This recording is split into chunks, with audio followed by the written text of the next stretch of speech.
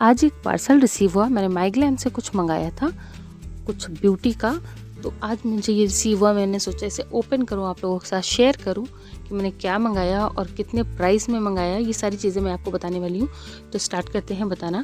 तो यहाँ पर मैंने देखिए 3 चीज़ें मिली है। मैंने 2 चीज़ें ऑर्डर की थी, एक मुझे फ्री में गिफ्ट मिला है। तो ये एक पैलेट मैंने मंगाया, तो जो कि न्यूड कलर में था और काफ़ी पिगमेंटेड था और अच्छा था।